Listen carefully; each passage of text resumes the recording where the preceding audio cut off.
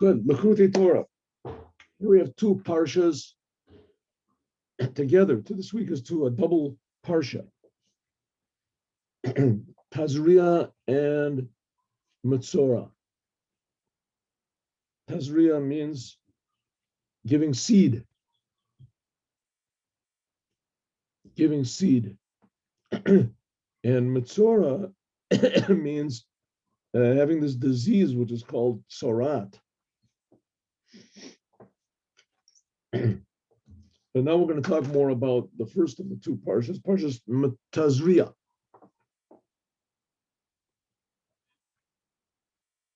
So the parsha starts off a very strange way.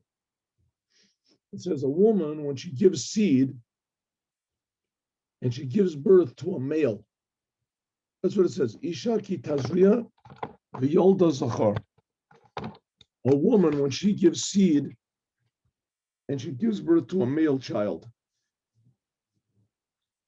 Okay, at first glance, it seems that this word giving seed is extra. Maybe it's poetic or something. Maybe. It says, Isha ki tazria, a woman when she gives seed and she gives birth to a male child. Straighten this thing up here. There we go. Is it good? No, it's not good.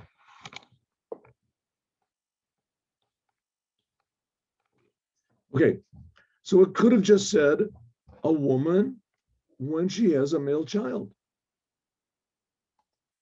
Isha ki tazria. These words ki tazria are extra. It should have said Isha, or maybe just the word tazria. Isha ki yolda zachar. What's this thing about a woman when she gives seed? What does it mean she gives seed? So, of course, we know that women do give seeds. Women have, I guess, what they call in science, they call the egg, and the man has the sperm, and the egg is. So we can say the man sort of has an egg, and the woman has also an egg, right? In a way, I mean, contained inside of this, the male aspect is also contained. Some of the child is there. So it's inside of it. It's just that the egg has to be fertilized. So the egg is like the receiving aspect. It has to receive this the seeding power of the man. So the man also plants a seed, right? But the seed of the woman has to be fertilized. The seed of the man, it does the fertilizing.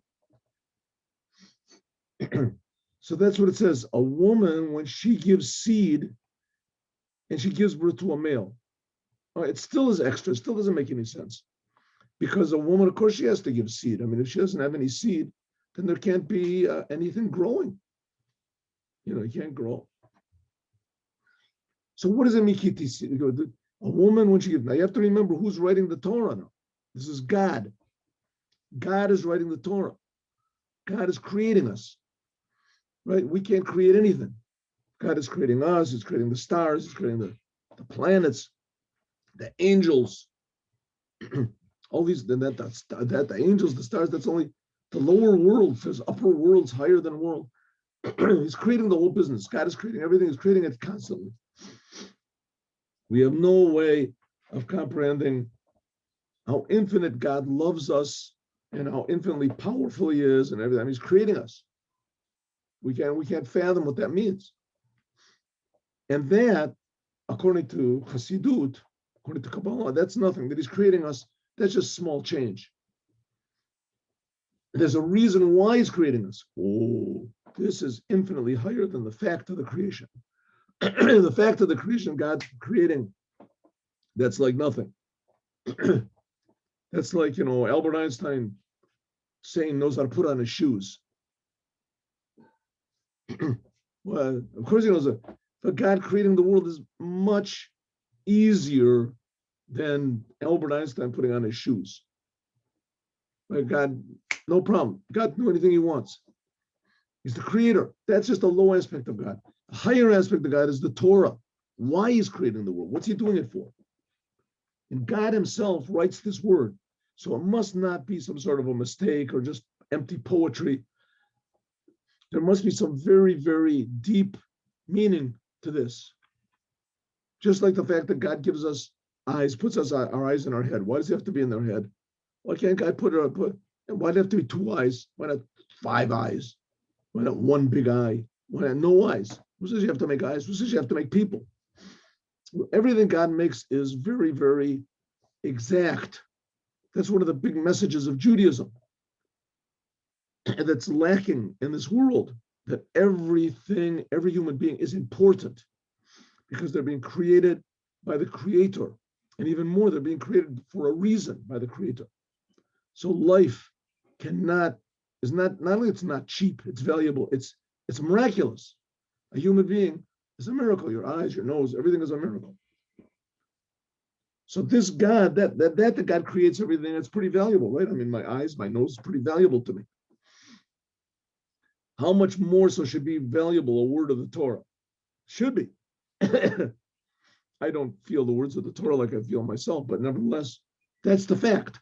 So if God writes something, it must be very, very important, right? If my eye is important to me, how much more so should be every word of the Torah? So what does it mean? So it says the rabbis looked into this.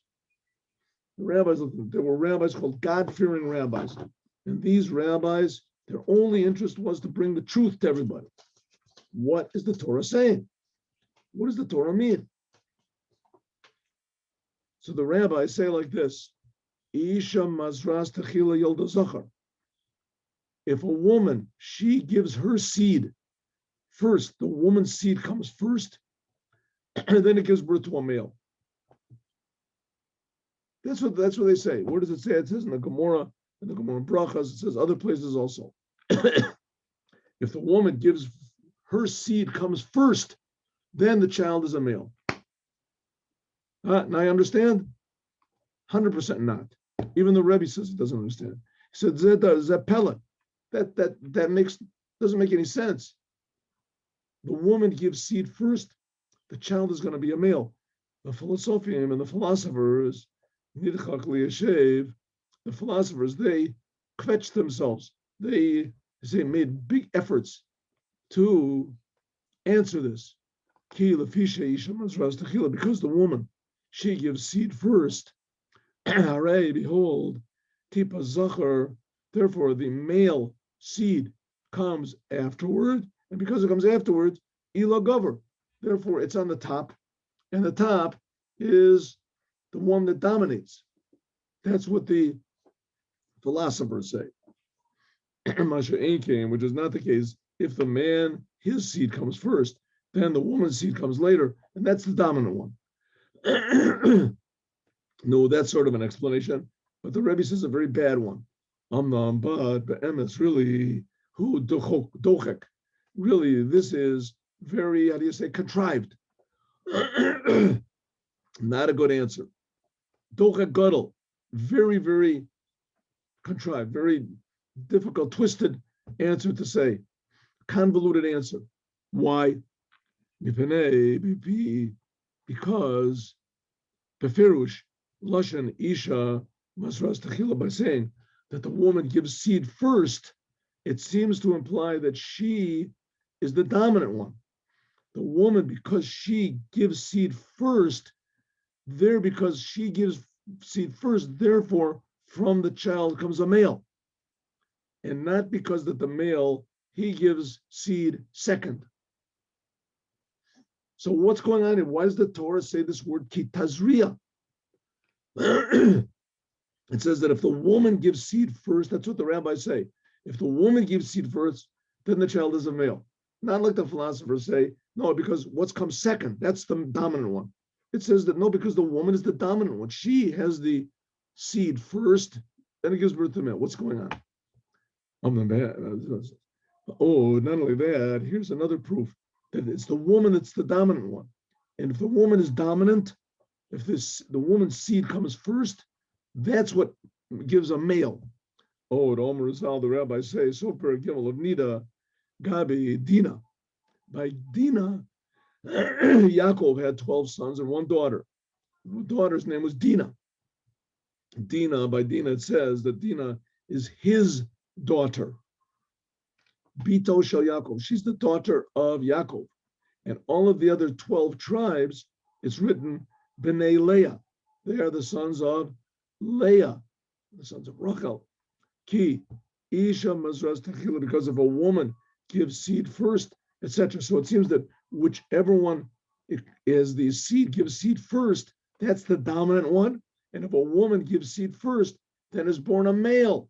Why should it be born a male? If the woman is the dominant one, should be right. She was the one that has the seed first. She's the dominant one. It should have a female. What's going on? So it seems to be saying that Mizrach Techila, if the woman, her seed is first, that's what gives birth to a male. I love it. Opinion is like this. Now the Rebbe is going to explain this. According to Kabbalah, according to Chassidut, and you'll see that the creation, God's creation, is a lot more complicated and wonderful than we ever thought.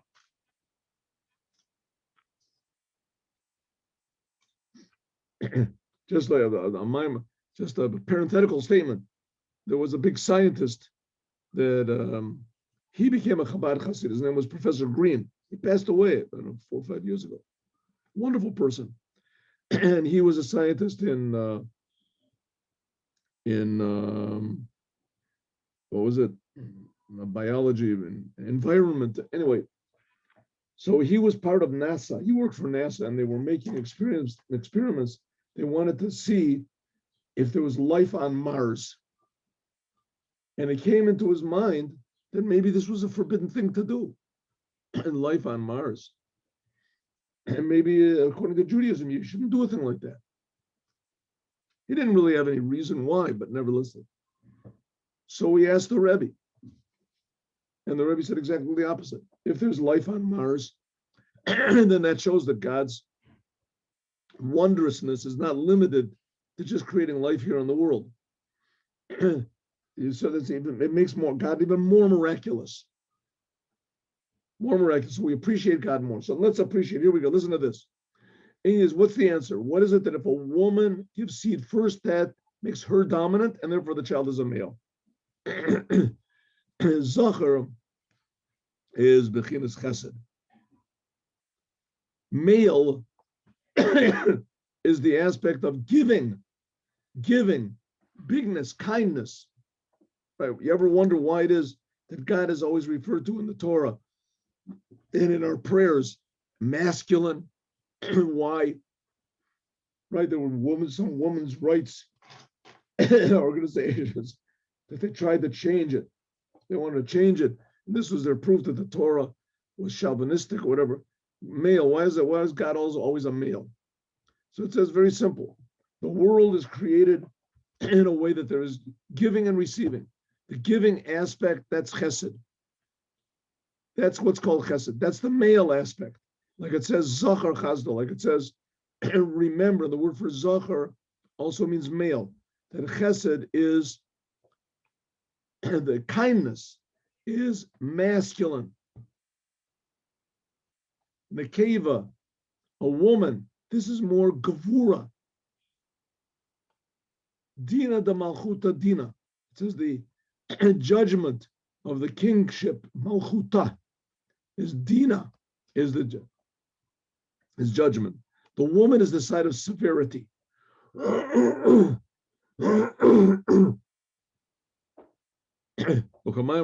the rabbis say about Sarah Imenu, Abraham's wife, Malachim, at the time when the angels announced to her, she was already 90 years old.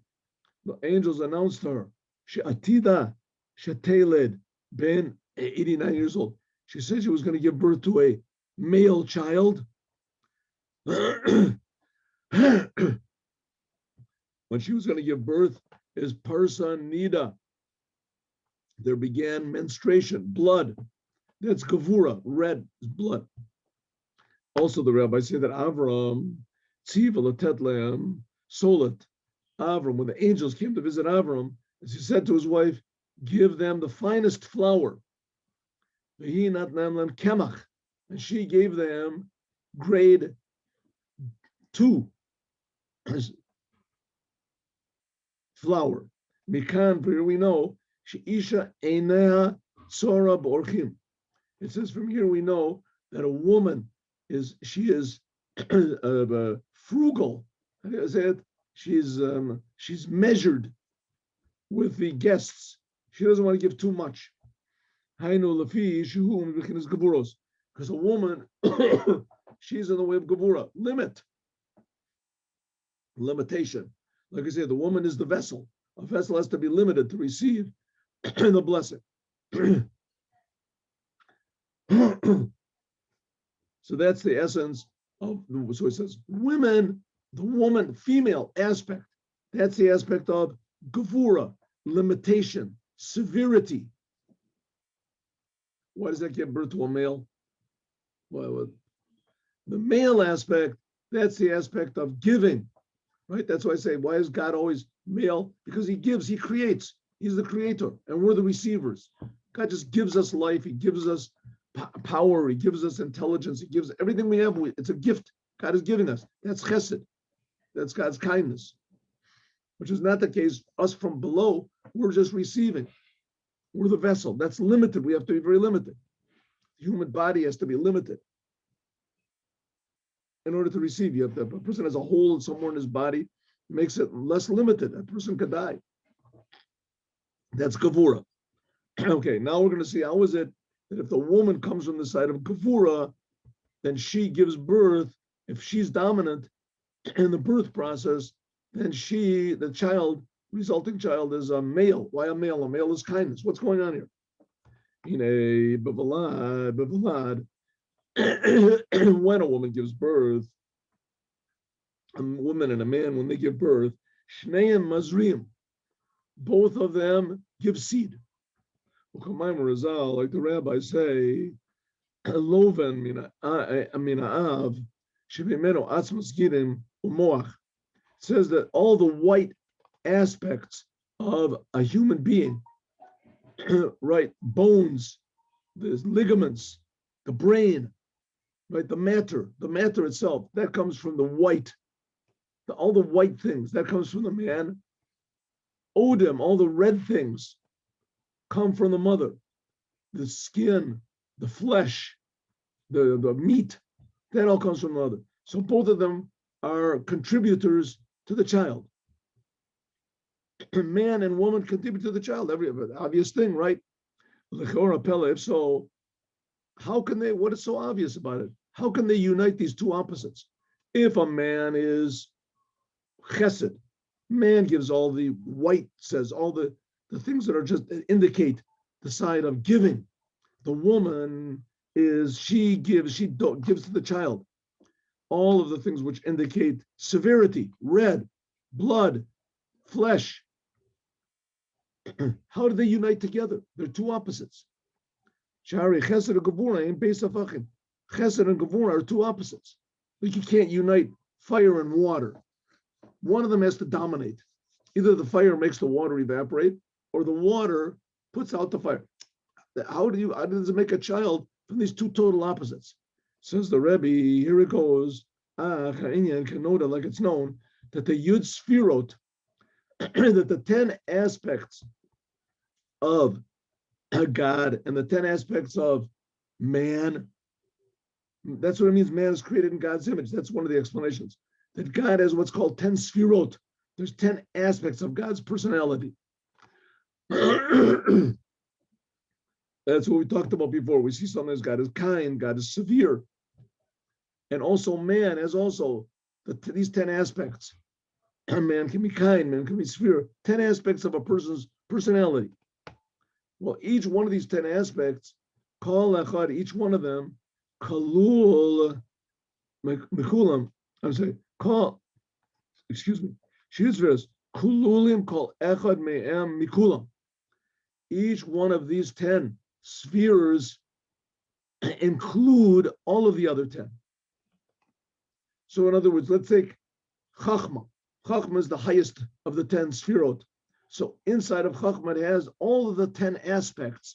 All the 10 other sphirot are inside of Chachma. So we have Chachma, which is in Chachma. We have Bina, which is in Chachma. Gevura, which is in Chachma. Chesed, which is in Chachma. And the same thing is the next lowest sphere, Bina. Bina is the second from the top. That also has 10 facets to it. In fact, everything in the world, every creation in the world has all these 10 facets in it. Every creation. But it's also the same way in their essence. In their essence, each one contains all 10. V'yesh b'chesed, chesed sheb'chesed. If so, there is, for instance, in God's aspect of chesed, this kindness, we said, giving, there's all 10 aspects. For instance, there's kindness of kindness. Let's take, first of all, just the 7 emotions. The 7 emotions are chesed, gevura, tiferet, kindness, severity, and balance. What we're concerned with here is just the chesed and gevura, right? Chesed is the male aspect, gevura is the feminine aspect. Chesed is the male aspect of giving, right, being unlimited, and gevura is the feminine aspect of severity, limitation. Well, each one of these contains all of the other. So there is inside of chesed, there's chesed inside of chesed, and gevur inside of chesed. There's gevur inside of chesed, etc. Tiferet inside of chesed. So chesed contains all 10 aspects. Here we're only talking about 7 of them, but it really contains all 10. Contains all of the other, every one of the 7 emotions is made up, consists of 7 facets. And there's each emotion also has emotions. So if so, we have chesed. In other words, what are these emotions that are contained inside? How the thing is expressed. Sometimes there can be a very severe person, but he knows how to be kind. Sometimes there can be a very kind, giving person, but he knows how to be severe. Here the Rebbe will give examples. And he himself is very severe, but he can give kindness. So here we have the male himself is chesed, and that's given. But inside of this chesed is the aspect, all the other 7 aspects. So that's what it means. Inside of chesed has all these other aspects. Inside of gevura also there's chesed of gevura, etc. And like I said, this is what we do every night. Now in Sfirat Omer, 7 emotions of God and 7 emotions of us, and each one of them contains all of the other 7. So that comes out to the 49 days. We count the Omer at the same. Each one is included from the other 7. Al derech mashal. For instance, let's bring this into action. A father, ma'akeh hits his child, umiyasro, and sometimes will punish him, b'shevet, with a stick, shevet anashim, with severity. Now the father is supposed to be male, is the aspect of kindness, right? Kindness. And also we're talking about a father who loves his son. Well, how does he act? He doesn't act in a way of kindness. He acts in a way of severity. Why? He does it because he loves his child. He's punishing his child. Why? Because he loves him. So the child will turn back to God and his Torah. And his Torah, he'll think thoughts of Torah instead of thinking thoughts which are destructive. Nevertheless, the punishment that the father gives to his son, Haim Yisurim Mamish, the son is suffering.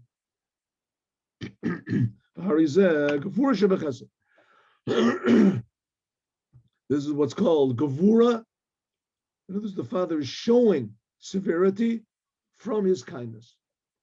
It also says, Et asher yohev, Hashem yochiach. It also says, whoever God loves, he punishes.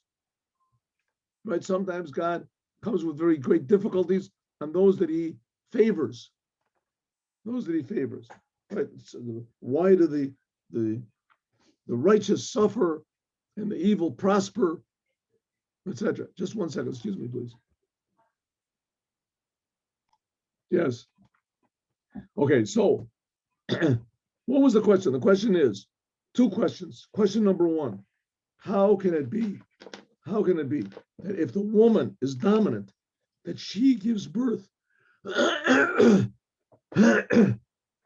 If the woman is dominant, then she gives birth to a male. If the woman, it says the woman gives seed first, then that means that she's dominant, and the resultant child will be a male. How can it be? If the woman is dominant, she gives birth to a male. Question number one. Question number two, how do really people give birth? Doesn't make any sense. The man contributes part to the child. The woman contributes part to the child, but they're two opposites. How can they unite together? And may say, oh, it's a miracle. Says, yes, it's a miracle, but let's explain this miracle as much as possible. A person is supposed to try to understand as much as he possibly can. That's why, because it's a commandment. God wants us to understand as much as we possibly can. Not that our faith in God depends on our understanding or whether we receive answers or not, but nevertheless, we're supposed to try to understand. Why? Because it's a commandment to love God, and it's a commandment to fear God and be in awe of God. You can't really have true love of God unless you, understand something about God. You have to understand something. You have to how do you say, participate actively. I think say an observant Jew. What is an observant Jew? He observes. He doesn't stands aside, and he does what he's supposed to do. He observes what everybody else does. He does the same thing. We don't want that. We don't want that. Listen, you can do. Maybe it's better than nothing. I don't know if it is better than nothing, but I think it is much better than nothing. Right? He does the commandments cold. He does the commandments, so at least he's doing the right thing, not doing the wrong thing. But on the other hand, it's like a person, looking at a book to see how he should love his children and how he should love his, family, his wife. He says, now you should say hello, smile. It has to be something that's personal and real. So that's why we're trying to understand as much as possible about God. So here we have God creates the world in such a way that there is chesed and gevura, and people give birth to people. It's the first commandment in the Torah to give birth. First commandment, most important, to give birth. Very important also. Very important idea to give birth. Like we see a lot of the other religions that the big priests and everything, you don't get married. They don't get married. They don't have to give birth. Well, it says in the Torah, very interesting. In the Torah, why does God want man to give birth? Why? Why does he want to give birth? Get married, so that man won't think that he's God. Man might think that he is alone, that God is up there in the heavens, he rules there, and I rule here. Says no, a person should get married. You get married, your wife will constantly remind you that you're not God. You know what? You think you're God, right? You can think whatever you want to until your wife comes in the picture, then she'll remind you that you're not God. And that's why God wants, right? That's why God wants. So it's exactly the opposite. We see that all of the leaders and the holy men in Judaism, they were married and they had children, they had problems, they had the difficulties. Every one of them, Moses, Abraham, Isaac, Jacob, Elijah the prophet, all of the Rabbi Akiva, right? All these great men, Rabbi Yochanan and Zakkai, Hillel and Shammai, these holy people that could raise the dead, Rabbi Yehuda and Nasi, right? All these people, they were all the holy of holies, and they were all married. Very important thing, says the Rebbe. But how does it work? Doesn't make any sense. It says that if the woman dominates in giving them in the process of birth, then the child is a male. Why? So now the Rebbe is explaining. Male is chesed, female is gevura. Each one of them contains all seven. So therefore, the woman, she's essentially what we call gevura, severity. Inside of her is also kindness, right? When a man and his wife have relations, the father, he gives what? He himself is chesed, but what does he give? He gives the gevura, which is in him. And the woman, that she essentially is gevura, she gives, what does she give out? She gives the chesed, which is in her. Therefore, they're able to join together. In other words, the woman gives that part which is harmonious with the man, and the man gives that part which is harmonious with the woman. But if the father would just give kindness, this aspect of chesed, pure chesed, and the woman would just give pure gevura, they wouldn't be able to join at all. Now we can understand also what it says, that a woman, mizras techila, if a woman gives birth first, then she gives birth to a male. Why? Because the woman, why give birth to a male? Because what does the woman contribute to the whole process of fertilization? She contributes the male aspect which is in her. Sha'ari ashpata, she gives from this aspect of kindness, of the masculine aspect. Look, and therefore, if the woman dominates, if her seed comes first, then that gives birth to a male. Shehu mechesed, that the male comes from the opposite. That's what she gave. That's what she contributed. Masha Enkin, which is not the case if the man, if he gives seed first, then what does he give out? He gives out this gevura. That's the feminine aspect, which is, so to speak, in him. Therefore, it gives birth to a female. In Cain, if so, that's what it says. Now we can understand the woman. If she gives seed first, then she gives birth. Zachar. The low kafia philosophy, not like the philosophers say, because the man his seed comes in the end. According to Kabbalah, the male is the aspect of Shem Ma. Now, there are different names, what's called gematrias of God's name, and it depends on how you fill up God's name. God's name is Yud, and then Hey, and then Vav, and then Hey. If you add this together, it's 26. Yud is 10. The two Heys together, each one is 5. That's another 10. And the Vav is 6 to 26. But you can fill it up phonetically. For instance, the word Yud, the letter Yud, if you say the word Yud, so it's Yud Vav Dalet. So Yud alone is 10. But if it's phonetic, then you add a Vav Dalet, Yud. Then now the gematria is not just 10, but it's also 10, and then Vav, which is 6, and Dalet, which is 4. So that makes 20. And so it is with the letter Hey. You can fill the letter Hey up with either an Aleph or a Hey or a Yud. According to that, you get different gematrias. And this is not just playing tricks with mathematics, but it's talking about different powers of the creative forces and dynamic interaction forces between us and God, Ma. And that's the name Ma. Usually the masculine aspect comes from this aspect of Ma, and the feminine aspect comes from Ban. Usually Ma is from above to below, and Ban is from below to above. That's Kavur, like fire.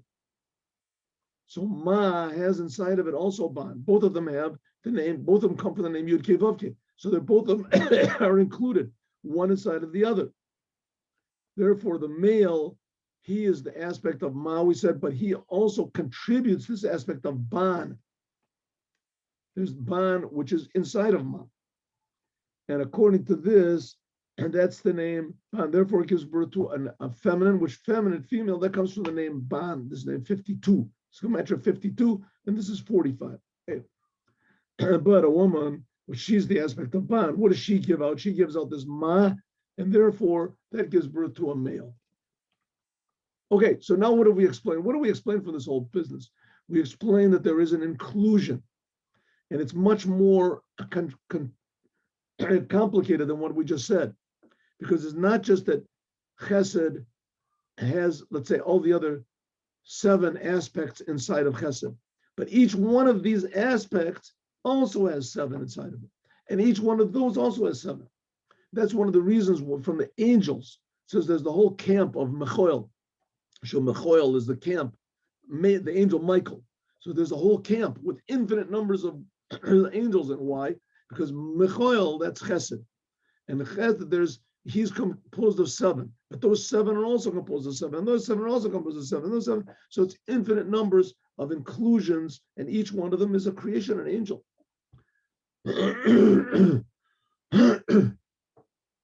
Okay, so we learned that God makes the world in an incredibly complicated but systematic way, that everything is included from everything else, and that was what makes harmony in the world, potential harmony, and the ability to give birth. Give birth, child, a male and a female can have children. I mean, why did it have to be like that? God could have just made, just like God made the first man alone, right? So he could have made more people. But he had to make 2 people, and they make more people. Why did God have to do that way? God just could have made the world. That's it. 7 million people, 7 billion people, 7 trillion people, whatever he wants to, and that's it. And let them get along, right? What does he have to do? And then let's say if they kill each other, they do it, so God will make more people. What does he have to make it that people make people, right? And so one of the reasons is to give us free will. If God would just make people pop up all the time, so people would know that God exists, even though that wouldn't help very much, because we see that Adam certainly knew that God created him, right? He was just a few hours earlier, he just didn't even exist. And all of a sudden, he just took things into his own hands. Just a few hours after he was born, he was created. A few hours after he was created, he took things into his own hands, ate from the tree. And so we see that revelations of God don't really help that much. Pretty much the same thing happened in Mount Sinai. All right, let's skip the second mimer. Second mimer is also very interesting, but it's basically the same principle. And here we go. We have 3 minutes. One of the blessings that we make for a bride and a groom, 7 blessings.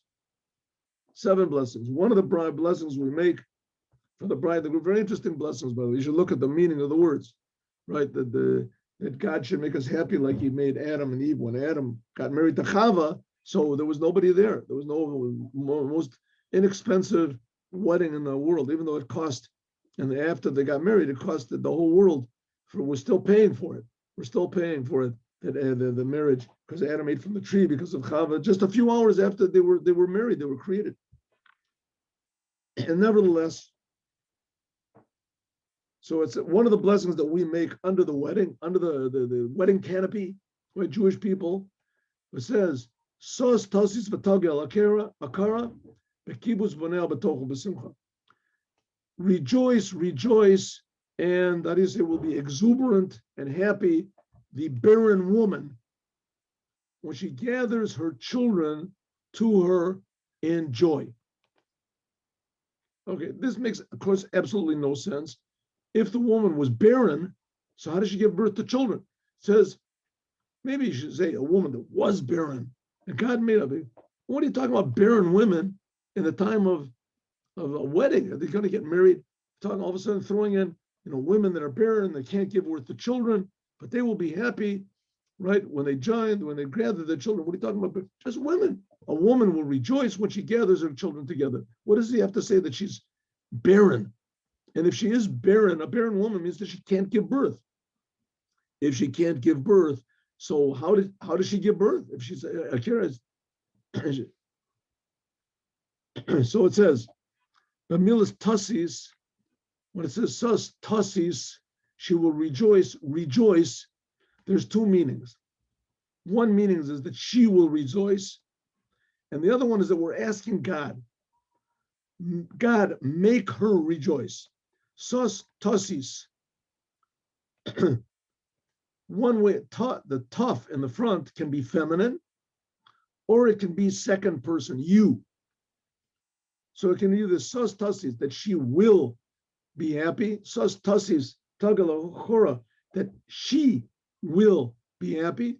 Or it could mean tassis, you, God, make her happy. We're asking God, please make the barren woman happy with gathering children in joy. Well, that sort of makes sense. We're asking God to do a big miracle and make barren women give birth. But what are we talking about this at a wedding for? What are we even opening up our mouths? Don't worry about it. If you're barren, God will make a miracle and you'll have children. Why, right? It's like saying a person, And don't worry if you get a person taking him into the army and say, don't worry, if your head gets blown off, there'll be a miracle and bring you back to life again. What are you talking about a person like that? What are you mentioning negative things for? They're getting married, let them be happy. No, even if you're barren. So what's going on over here? This we will find, and much more we'll find out tomorrow. Now we'll learn a sikh of the Rebbe, beautiful sikh of the Rebbe,